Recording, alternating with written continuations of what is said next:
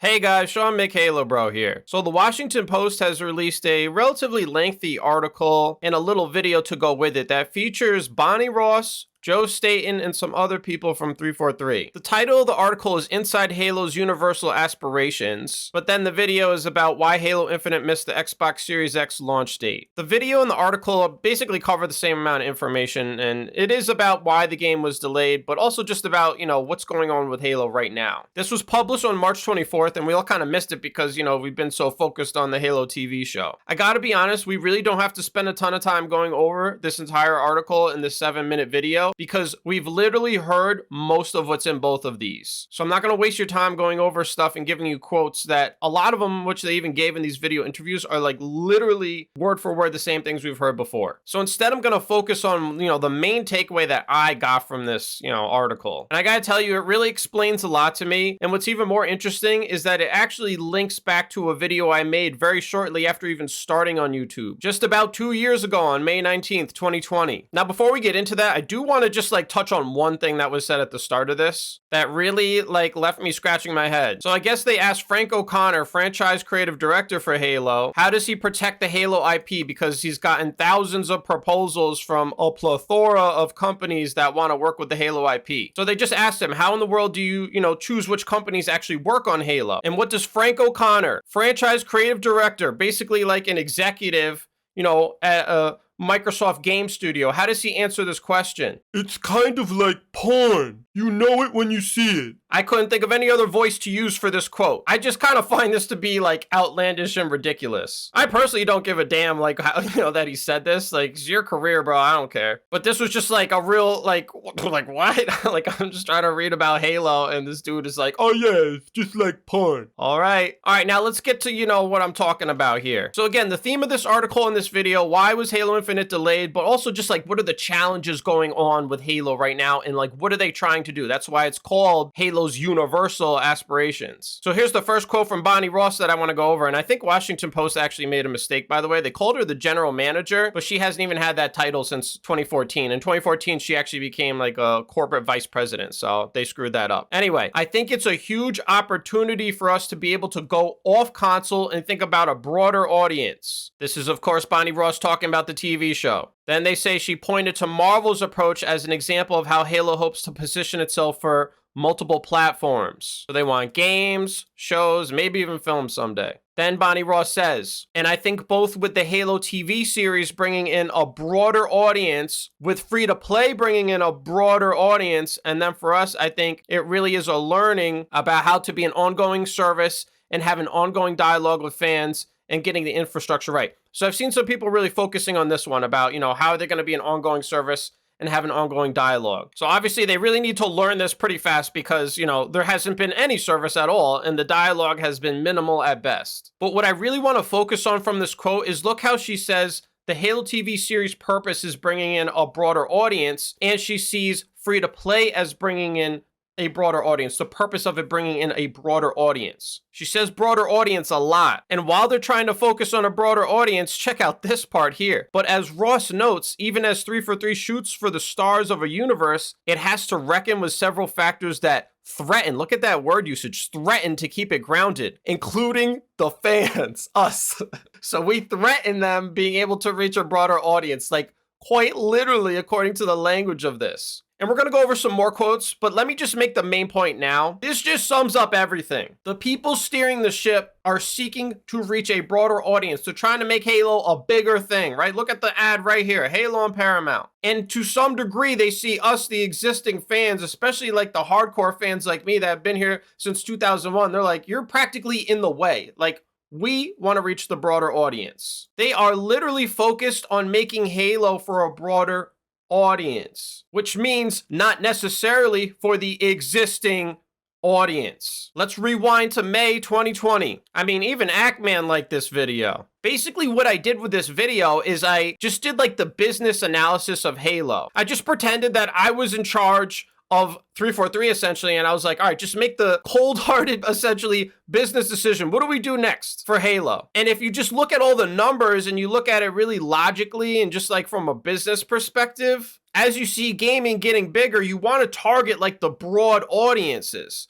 So instead of making like a Halo 6, you want to do a Halo Infinite. That's why I believe they've done this Halo Infinite spiritual reboot thing. And part of your analysis is you have to look at, how many people are even playing Halo anymore and how many people are playing, the popular shooters. And when you start looking at it just from a business perspective, it's just like, look, you're just trying to get as many customers as possible. So it's like you can appeal to the small people who are still like interested in Halo, or you go after the tens of millions of people playing the popular shooters. And I jokingly summed it up in this video as saying, like, we don't matter. The people still interested in Halo because we're just such an insignificant portion of the, tens of millions of people that play all the most popular shooter games. Now bring it back to the present and look at what they're saying here. They're like, yeah, we're looking for a broader audience because they're looking at it just as a business. They're like, all right, we just want to make a lot of money. How do we expand the business?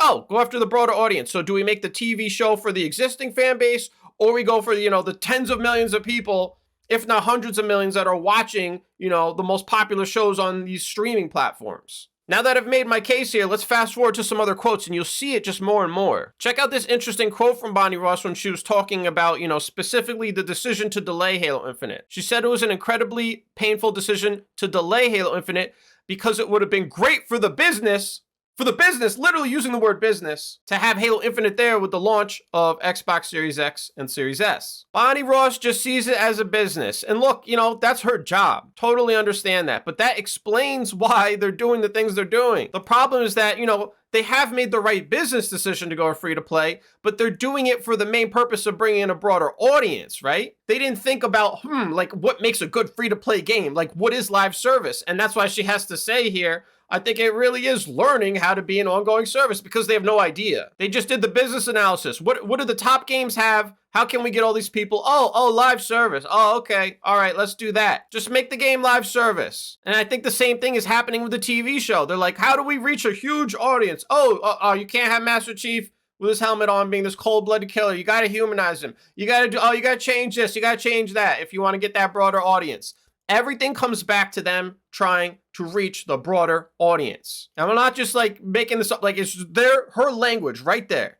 It explains everything. Check out this quote from Kiki Wolfkill, the studio head for Halo Transmedia and Entertainment 343 Industries. So she's supervising the show's production, the TV show. She says about the TV show, it's hard because I think for some people they can see it as something being taken away from them, which is understandable because you want the players to feel ownership over the character. And that's why I'm really hoping to be able to express to the audience that this is a different experience. And I want you to be able to step out of the suit and hopefully enjoy this other experience. I personally disagree with this. I mean, it goes back to what I'm pointing out here. They're making this stuff for a broad audience. You're trying to tell me that it feels like something being taken away from me. No, I don't feel like something being taken away from me. I just feel like it wasn't meant for me. And it wasn't, because that's what you tried to do with this.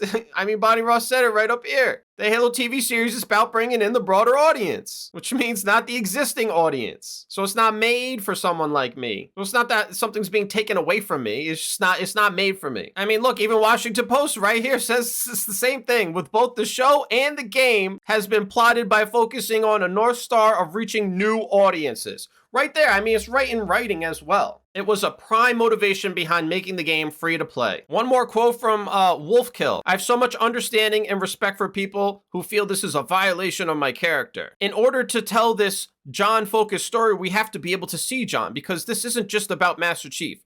This story is about John, or as much as John, about... I honestly don't even need to finish the quote. You can just too long didn't read pretty much all these quotes as just being, hey, look, this is what we had to do to reach the broader audience. I hope you like it. But, you know, if you don't, essentially, sorry, because our goal is reaching the broader audience. And that just sums up everything, okay? All right? That sums up this whole article to me, and that's what I took away from it, from Bonnie Ross's quote and everything else. They are focused on reaching a broader audience, and that's behind almost everything they've been doing. And that's why they've released a live service game that doesn't have any service, and now they have to learn how to do the live service and figure out how to have a dialogue with the fans. And then obviously it's not working out for them right now with the game because you've tried to reach a broader audience, but you've made something that not even a broader audience would want. Like a live service game needs updates quicker than, like, you know, nothing in the past 4 or 5 months. And then the TV series, I mean, it just came out, so it remains yet to be seen how people are going to feel about it in the end. They seem to like it so far, so maybe that'll be a W for them. Well, once again, what I said in this video, you know, 2 years ago, it does seem like you can kind of sum it up as it being we don't matter. And that's the problem kind of with Halo. It's like to reach a broader audience with Halo, you have to basically make it not Halo, which means the existing fans, the hardcore fans like me, it's like you got to make a show that's not for me. And then you got to make this live service game that doesn't have all that classic awesome Halo stuff that I've loved for 20 years. So what other way can it be other than that I don't matter? And with the lack of updates and everything, it certainly feels that way. So final thing, you know, they said here there will be new maps and modes and experiences and features when they actually get to unleash it on us. So hopefully we get some news soon. Hopefully they can get this live service going. Make sure you subscribe because I wait until the end to beg for your subscription. And I'm on top of all the latest Halo stuff. I still haven't given up. Somehow, I still haven't given up on this franchise, bro. And I think we're about 5 weeks away from season 2, so fingers crossed. But hey, that's all I got for now, so I'll talk to y'all later. Peace.